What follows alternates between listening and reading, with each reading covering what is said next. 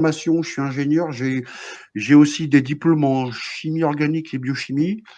Le coronavirus, c'est un virus fabriqué. Je l'affirme haut et fort. Pourquoi? Parce que en fait, un virus, il y a ce qu'on appelle un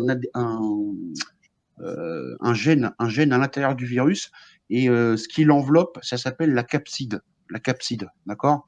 La capside, d'après Montagnier, la capside ressemble à une capside d'un virus HIV. Donc, c'est bizarre qu'un virus qui a une capside, une enveloppe ressemblant à un HIV, et à l'intérieur, il y aurait ce qu'on appelle une sorte de malaria, je dirais, atténué.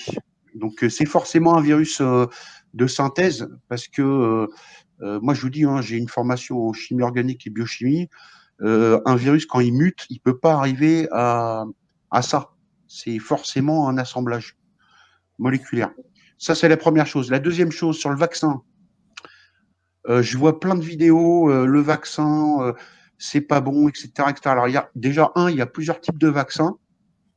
Il y a les vaccins avec du virus atténué, comme ce qu'on fait avec la grippe. Il y a des virus avec ARN messager.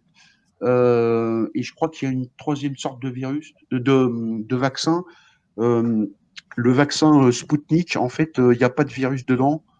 C'est une sorte de vaccin miroir où ils ont embarqué des, des, des, des molécules qui permettent aux cellules de fabriquer les anticorps en conséquence. Et d'ailleurs, pour moi, c'est le moins dangereux, hein. Donc, par contre, ce que je veux dire, un truc super important, le vaccin à ARN-M ne modifie pas l'ADN. Pourquoi? Parce que, et vous pouvez vérifier hein, sur Internet, l'ARN messager, c'est une molécule qui est fabriquée à partir de l'ADN. D'accord? C'est ce qu'on appelle une transcription. Et l'ARN messager, c'est une molécule qui est fabriquée à partir de l'ADN sur une séquence d'ADN pour synthétiser une protéine. Ça, c'est la deuxième chose qu'il faut mettre dans le crâne. Et vous pouvez vérifier sur Internet, hein, vous tapez ARN messager Wikipédia, vous avez la totale. Donc, les vaccins à ARN-M ne modifient pas l'ADN. Par contre, le vaccin injecte un ARN-M alors que la cellule est capable elle-même de fabriquer un ARN messager. Donc, en fait, le vaccin, il chante la réaction de la cellule. Le seul problème que je vois, moi, je ne suis pas allé plus loin, parce que de toute façon, je n'ai pas accès aux docs scientifiques des chercheurs, c'est que l'ARN-M, quand une cellule fabrique un ARN-M pour fabriquer une protéine, elle fabrique l'ARN-M, elle synthétise la protéine, et après l'ARN-M est dégradé. Ça, c'est une première chose. La deuxième chose, la protéine est fabriquée, et après elle est utilisée ou dégradée. Le problème avec ce vaccin, c'est qu'on ne sait pas ce que cet ARN-M fabrique comme protéine. Et deuxième chose, là, je vais pas aller dans les détails parce que c'est de la biologie moléculaire. Il y a ce qu'on appelle les séquences, l'épissage et la dégradation de l'ARN-M et la conformité de la protéine fabriquée. Et en fait, la protéine fabriquée, elle a des codes en bout de chaîne des deux côtés pour dire c'est bon, c'est pas bon. Et donc, la cellule, elle contrôle ça. Elle contrôle ça. Là, sur le vaccin, on ne sait pas. On ne sait pas ce qu'il fabrique comme protéine. On ne sait pas si elle est dégradable. Et on ne sait pas si l'ARN-M injecté est dégradable ou pas. On ne sait rien sur ça. C'est le plus gros danger. Et quitte à choisir un vaccin, vaut mieux prendre le Sputnik ou un vaccin, logiquement, avec un virus atténué. Le problème, c'est que le coronavirus, on ne sait pas ce que c'est. Donc, je dirais, si on vous impose de la vaccination, moi, je vais me faire vacciner en Russie, quoi. Je fais confiance à Vladimir. Ah, moi aussi, j'aime bien Vladimir. Je suis en train d'éplucher les procès de Nuremberg, parce que le code de Nuremberg n'existe pas. C'est quelque chose qui est complètement faux. Les Américains ont appelé ça le Nuremberg Code, mais le code de Nuremberg n'existe pas comme un code de la route, comme un code de procédure pénale, comme un code civil. Déontologie. C'est quelque chose qui n'existe pas. Donc, on travaille là-dessus en ce moment avec mon amie Agnès Chotin, que certains connaissent, qui est assez relativement calé en droit, etc. Donc, moi, j'aimerais poser la question à Radio Fernand Naudin. Est-ce qu'on peut, comment dire, spéculer quelque part que cette vaccination avec ce vaccin à NRD, ou je sais pas comment vous l'appelez, ce nouveau vaccin, est-ce que ça peut être assimilé à une expérimentation? Ouais. Sur ça, je ne me prononcerai pas. Par contre, je suis formel sur un truc et je vais vous mettre le lien sur l'ARN messager dans le chat là. Pas de souci. En fait, l'ARN, ça veut dire acide ribonucléique. Voilà. L'ADN, c'est ce qu'on appelle l'acide désoxyribonucléique. Un ADN, en fait, pour ceux qui ne savent pas, vous avez une échelle, vous la coupez en hauteur, des barreaux d'un côté, des barreaux de l'autre. Et les barreaux, en fait, c'est ce qu'on appelle des acides aminés. Et les acides aminés, en fait, vous avez 4 types d'acides aminés: l'adénosine, la thymine, la cytosine et la guanine, pour l'ADN. Hein. La seule différence avec l'ARN, c'est, si je ne me trompe pas, c'est l'uracile qui code la guanine. Voilà. Je vous ai envoyé le lien là sur l'ARN messager. Bon, c'est un peu technique, hein, mais et donc pour le vaccin, moi je suis formé. Ce serait bien qu'on puisse le vérifier par nous-mêmes des fois, mais bon. Oui. Non, mais je vous dis, moi j'ai une formation. Moi j'avais envie de répondre à.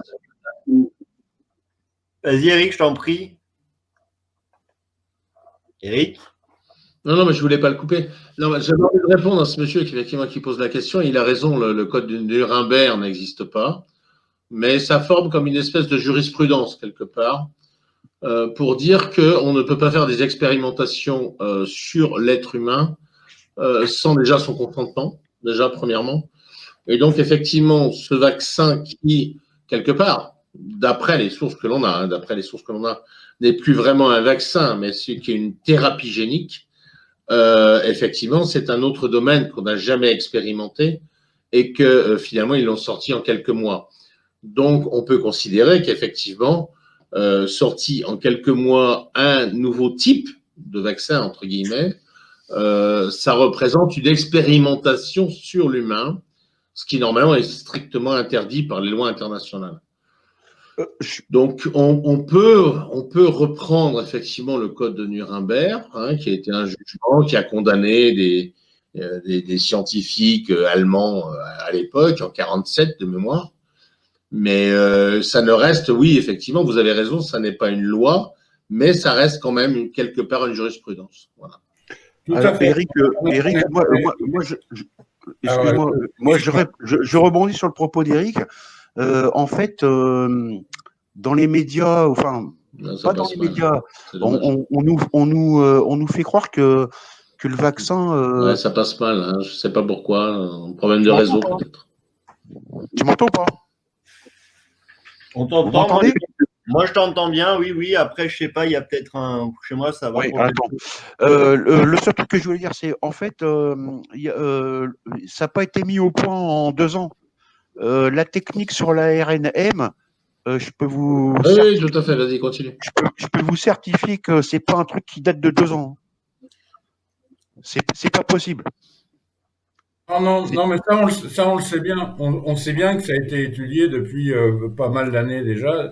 Mais par contre, c'est la première fois où c'est appliqué. Oui. À Eric, là, je ne sais pas pourquoi. Mais, et je suis d'accord avec Eric, ce qu'il dit tout à fait. Mais voilà, on est dans une expérimentation quand même. Oui. Et, Ouais. et, Ouais. et là, on tombe donc, sur une jurisprudence. Alors, Nuremberg, il y a Ouais. eu 12 procès. Hein. Il y a eu 12 procès. Il y a eu les dignitaires nazis, enfin, les dignitaires du Troisième Reich. Moi, ce qui m'intéresse, c'est le procès des docteurs. Hein. Le procès des docteurs, c'est ça Ouais, qui des nous 47. parce que c'est là où on peut intervenir, hein, parce que là on subit quelque chose qui est contraire avec cette jurisprudence qui a été reconnue internationalement. Hum. Je lâche un peu quand tu parles, mais c'est pas grave, on t'entend, on comprend tout à fait tout ce que tu dis. J'aimerais te poser une autre question que j'avais mis dans le chat. Quels sont les risques si on se fait vacciner aujourd'hui par le vaccin anti-Covid, ARN, je sais pas quoi là. Euh, J'aimerais que tu nous expliques un peu. euh, bon, tu l'as probablement déjà fait, mais j'aimerais que tu ailles plus loin. Qu'est-ce qu'on risque vraiment en tant que... Alors, moi, je te dis, j'ai une formation en biochimie, chimie organique. Je suis bac plus 2, donc je suis pas docteur, parce que docteur, c'est bac plus 10. Hein. Par contre, l'ADN, l'ARN, tout ça, je connais, je connais bien. Et je vous ai envoyé un lien dans le chat hein, sur l'ARN messager. Pour moi, le souci, c'est pas, en fait, les vaccins à base d'ARNM chantent. Chanter, c'est un terme en électronique, en fait. Chanter, c'est dérivé. En fait, le vaccin propose une réponse à la place des cellules. D'accord? Donc, en fait, il fabrique l'ARNM à la place de la cellule qui, elle, devrait fabriquer, devrait ordonner la fabrication d'un ARNM pour synthétiser une protéine. Donc ça, c'est inquiétant et je vais vous dire pourquoi. Parce qu'en fait, quand un ARNM est synthétisé à partir de l'ADN, l'ADN est dans le noyau des cellules, d'accord? Ce qui est inquiétant, c'est que, je vous ai expliqué tout à l'heure, hein, l'ARNM injecté, est-ce qu'il est dégradable? Parce que dans un cycle cellulaire, l'ARNM fabriqué par la cellule doit se dégrader. Ça, c'est une première chose.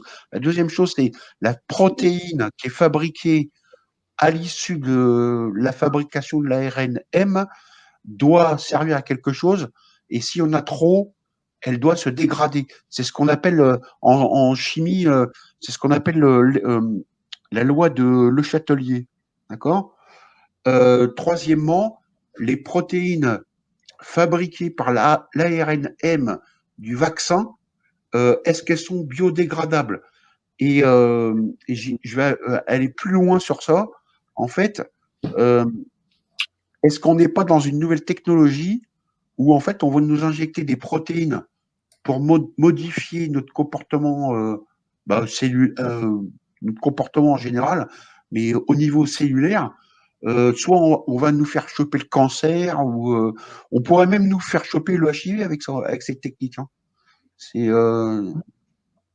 et Apparemment. je déconne pas quand Non. je dis ça. Ouais, non, mais excuse-moi de te le dire, mais c'est pour ça qu'en Australie, ils ont arrêté justement d'injecter ce vaccin. C'est qu'ils se sont rendus compte que les gens qui avaient été traités avec le vaccin étaient positifs après au sida. Au sida, Ce qu'avait dit d'ailleurs. Ouais, VIH, ouais. Au VIH et vous avez le syndrome de Bell là. Il y a des gens qui se sont fait vacciner, du jour au lendemain, ils ont la gueule de travers, quoi. Oui, oui, c'est vrai. Ouais, bah, écoute, je te remercie de toutes ces réponses. Hein. Je sais pas ce que je vais en faire. Parce que bon, moi je suis pas médecin, hein. Moi je suis qu'un simple ferronnier, donc voilà, mais j'aime bien taper le fer et voilà. Euh, mais voilà, Oui, bah écoute, moi moi je vais continuer à travailler de mon côté avec mon ami Agnès Chotin qui est féru en droit et on va regarder parce que le Code de Nuremberg a amené d'autres législations qui se sont greffées les années suivantes sur la possibilité qu'on a de recourir par rapport à- que nous n'avons pas à être des sujets d'expérimentation. Hein, voilà. Et on a encore pas mal de boulot à faire là-dessus. Bon, on va continuer. Puis, mais bientôt, je pense au mois de février, on va faire une émission là-dessus. Je suis formel sur une chose. Les vaccins ne modifient pas votre ADN. Par contre, ces vaccins sont susceptibles de modifier le métabolisme. Le métabolisme en biochimie, c'est l'ensemble des réactions chimiques dans le corps. Voilà, c'est tout ce que j'ai à dire. Tout à fait. Et c'est sans doute pour ça d'ailleurs qu'on a cette fameuse réaction, je ne sais pas comment ça s'appelle, où les gens se retrouvent avec la gueule de travers, etc. Parce que je pense qu'effectivement, ça a interféré. C'est le syndrome de Bell. C'est le syndrome de Bell, Eric. Oui, tout à fait. Et je pense qu'effectivement, c'est ça, c'est que ça a déréglé. De toute façon, je veux dire, tout ce qui n'est pas naturel, rejetez-le. Point barre. Voilà. Moi, je continue à dire qu'une bonne alimentation, un bon équilibre de vie, normalement, tu dois pouvoir résister à tout ce qui t'attaque. Voilà. Eric, je te rejoins, c'est exactement ça. En fait, les défenses immunitaires du corps humain sont assez puissantes. S'ils n'étaient pas assez puissantes, hein, et je m'adresse à comment on appelle ça, les hypochondriaques, hein, ceux qui ont un bouton sur le doigt ou je sais pas où, ils vont consulter un médecin. En fait, l'humain, il existe depuis des milliards d'années. Les virus, hein, et le chat, écoutez-moi bien, les virus, ça existe depuis la nuit des temps. Les virus, ils mutent. Ils mutent en permanence. Vous savez que, par exemple, pour la grippe, le vaccin de la grippe ne vaccine pas. Et c'est un prof de l'université où j'étais qui m'a expliqué ça. Le vaccin de la grippe ne vaccine pas pour la grippe en cours. Pourquoi? Parce que le virus mutant, comme le virus de la grippe, il mute. Ben en fait, le vaccin qu'on vous injecte, c'est un cocktail des virus de la grippe d'avant. Voilà. Oui. Voilà. Donc, c'est un prof d'université qui m'a expliqué ça. Là, je suis pas en train de vous dire un truc. Non, mais j'avais déjà entendu parler de ça. Il tape sur la souche de l'année d'avant pour faire le nouveau vaccin de la souche de l'année à venir, mais ils en savent rien parce que il y a au moins 6 ou 9, 7 ou 9 H et inversement proportionnel avec le N. Donc, si tu veux, tu peux avoir un H7 N9 ou un H9 N7. Je sais plus où est le maximum de chaque, mais je sais que c'est 9 et 7. Et du coup, en fait, il y a vachement de permutations possibles pour la souche de la grippe chaque année. Et donc, bon, par exemple, il y a une fois eu la grippe H1N1, mais l'année d'après, ça peut être la H3N5, tu vois. Donc, si on vaccine avec de la H1 ou H2N2, bah, il passe encore à côté. Donc, ça n'a aucune efficacité. C'est un coup de poker, tu vois. C'est la roulette russe, leur histoire. Enfin, même pas la roulette russe, mais la roulette tout court, quoi. Voilà, tu balances ta boule. Oui, non, t'as raison, Pomme, c'est la roulette russe et on nous injecte un truc, c'est vrai que ça marche et puis si tu meurs, ça marche pas, ouais. Tu risques, si tu rates, si tu appuies sur la détente où il y a la balle, dans l'opercule où il y a la balle, t'es mal. C'est sûr. Voilà.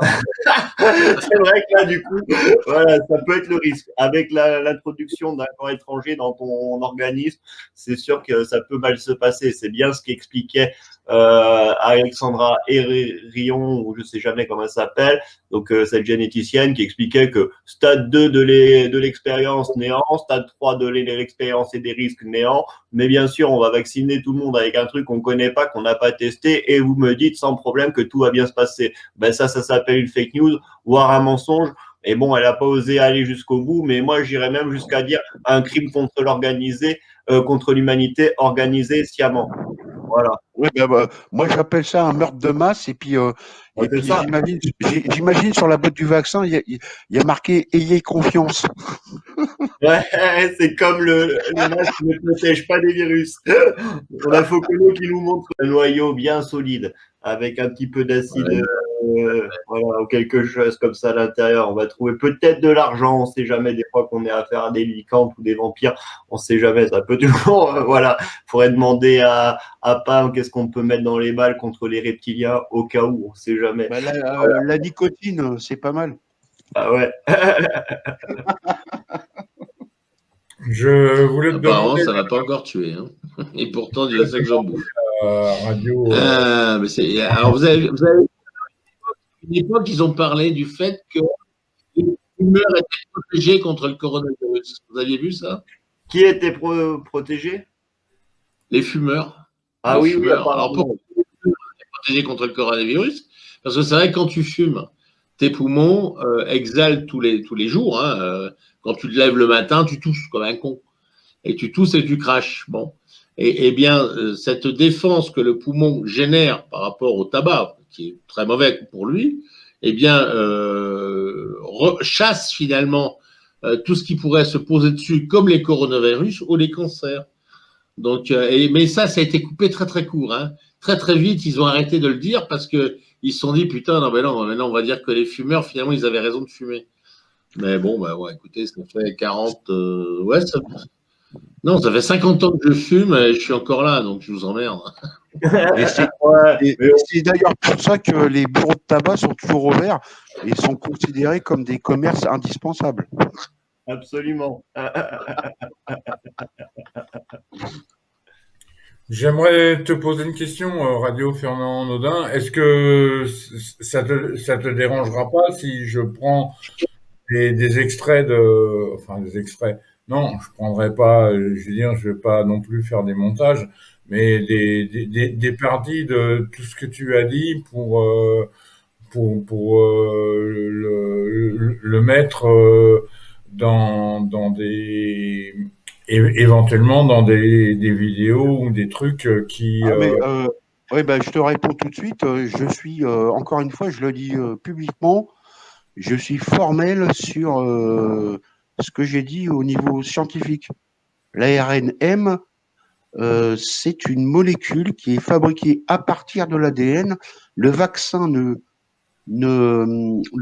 modifie pas l'ADN. Par contre, le vaccin à base d'ARN-M ne modifie pas l'ADN. Ça, je suis formel. Parce qu'en fait, la molécule d'ARN-M est fabriquée à partir de l'ADN. D'accord? Et tous mes propos, tu peux les reprendre. Je suis formel. Moi, je te dis, j'ai une formation en biochimie. Donc, et en plus, je vous ai balordé le lien là, dans le chat là, sur l'acide ribonucléique. Vous allez voir.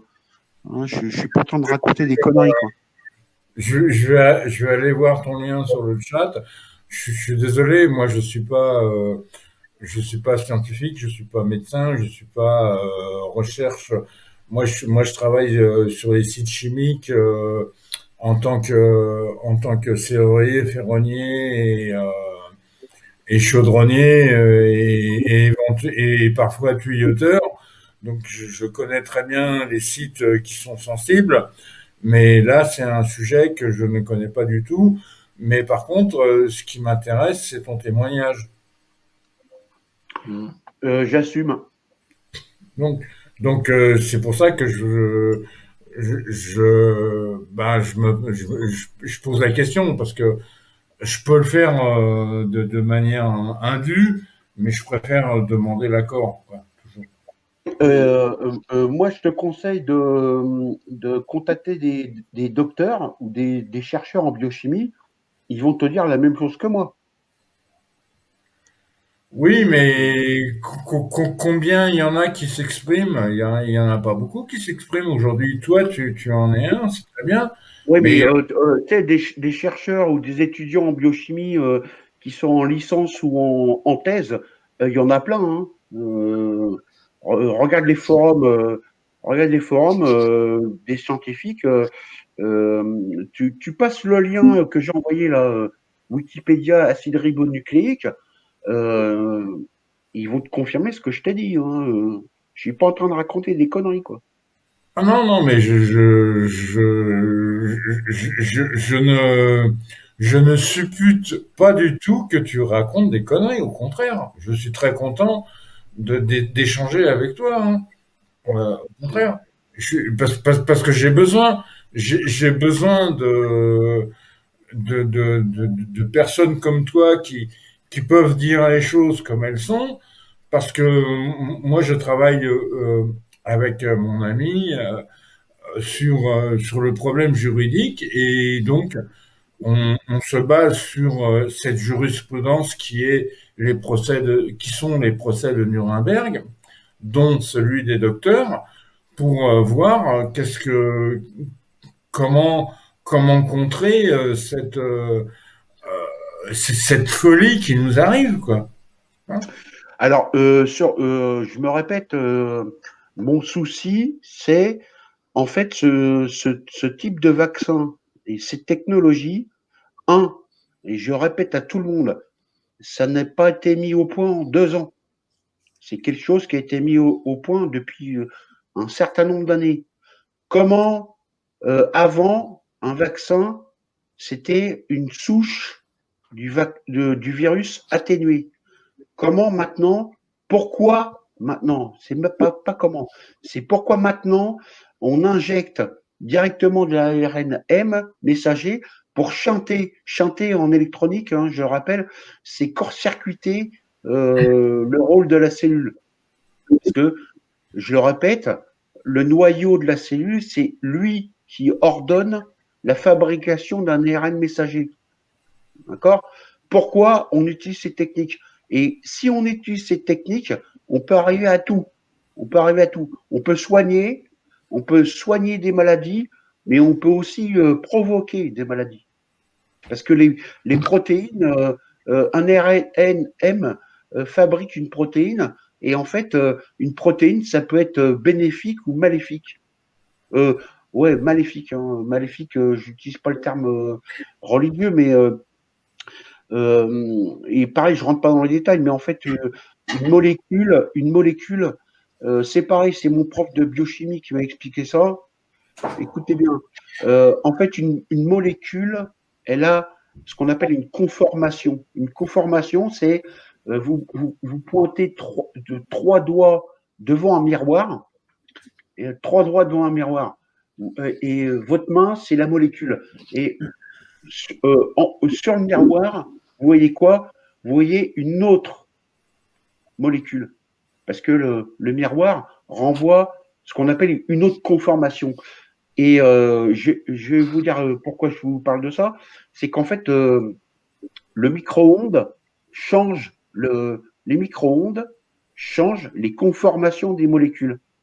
C'est-à-dire que, vous achetez une barquette Marie, je sais pas quoi, là, un truc de merde avec des machins, enfin, de la bouffe de merde, et vous la faites chauffer au micro-ondes. Et en fait, vous nourrissez pas, vous mangez de la merde, et en plus, ça vous aide à choper le cancer. C'est un prof de biochimie qui m'a expliqué ça. Ah oui, tout à fait. Le micro-ondes change la conformation des molécules. Ok? Voilà. C'est tout ce que j'ai à vous dire. Et donc, alors, si on veut aller plus loin, est-ce que la 5G peut changer quelque chose? Surtout qu'on sait déjà que la 6G est déjà dans les circuits. Hein. D'accord. Alors, je vais te répondre sur ça. La 5G, pour l'instant, j'ai pas d'infos crédibles. En fait, c'est une question de fréquence. Et en fait, je vais pas rentrer dans les détails parce que c'est de l'électronique, mais il y a des fréquences qui sont nocives et d'autres qui sont pas nocives. Donc, pour l'instant, j'ai pas d'infos. De ce que j'ai vu, pour l'instant, c'est pas nocif. La différence entre la 5G et la 4G, c'est que ça agit pas en continu, ça agit uniquement sur ordre. Sur ordre. D'accord? Voilà. Donc, il faut un détecteur, quoi. Il faut un récepteur. Et donc, du coup, c'est qu'un émetteur. Et s'il n'y a pas de récepteur, tu t'en sors bien, quoi, avec la 5G. Donc, si tu n'as pas de portable ou d'objets électroniques du style, ça va. Mais si tu as des nanoparticules à l'intérieur de toi, ça peut être un vecteur d'ordre ou pas. Ou être assimilé à un donneur d'ordre. Et Pom-Pom, je vais te répondre. En fait, si tu veux être protégé de toutes les radiations, premièrement, tes murs, ils sont recouverts d'aluminium et tu construis des cages de Faraday chez toi. Hein. Pourquoi? Parce que même les cages de Faraday, ça protège du renseignement électronique. D'accord. Voilà, ça c'est la première chose. La deuxième chose, c'est en fait, ouais, t'as pas d'appareil, t'as pas d'appareil 5G et compagnie, quoi. Et surtout, t'as pas d'objets connectés chez toi, parce que même et ça, c'est un général américain qui l'a dit. Hein. Tu n'as pas le micro qui surveille ton bébé en 5G, enfin en yacht, en Internet des objets dans ta chambre, parce qu'en fait, on peut le hacker, quoi. Ouais, bon, dans tous les cas, on est comment dire, dépendant de la technologie inférieurement. Non, on n'est pas dépendant de la technologie. Je vais t'expliquer. Les Russes, ils ont très bien compris, et même la Station spatiale internationale l'ont très bien compris, parce que là, c'est chaud hein, quand même. On se fait hacker à cause du numérique. On se fera jamais hacker sur de l'analogique. Parce que l'analogique, il faut avoir les pinces, il faut se déplacer pour poser les pinces croco. Eric, il pourra me confirmer. Hein. Mais l'analogique, ça existe encore aujourd'hui? Moi, je veux dire, l'analogique, ça existe encore aujourd'hui? Mais tu sais, tu as des convertisseurs analogique numérique et numérique analogique. Hein. C'est pas un problème. Hein. Parce que moi, j'ai piraté. Moi, j'étais un fervent pirateur. J'avais une antenne satellite motorisée et je piratais tout ce qui était analogique au niveau des satellites, etc. Donc, et dès que le numérique est arrivé, j'ai laissé tout tomber parce que je pouvais plus rien pirater du tout, quoi. Si je pouvais pirater, mais il fallait les codes, et les codes ils changeaient toutes les semaines, etc. C'était un bordel. Ouais, j'ai envie de te répondre. Il y a plein de moyens. Tu regardes les makers, ce qu'on appelle le beacon, beacon comme le bacon en anglais, et t'as l'UHF, t'as plein de choses. Hein, Ouais, probablement. Ouais, peut-être que je me suis plus. Moi, j'ai laissé tomber parce que bon, j'ai pas des gros moyens non plus, mais alors je peux vous dire une date historique, une date historique au niveau de l'analogie. C'est le jour où Lady Di est décédée dans son accident. C'est le jour où il y a eu le plus de liaisons techniques, ce qu'on appelle en anglais des feeds analogiques. C'est le jour où il y en a eu le plus dans l'ère de l'analogique. Mais bon, c'est une anecdote, hein, c'est tout. Hein, je m'arrête là. Moi, je suis pas au courant.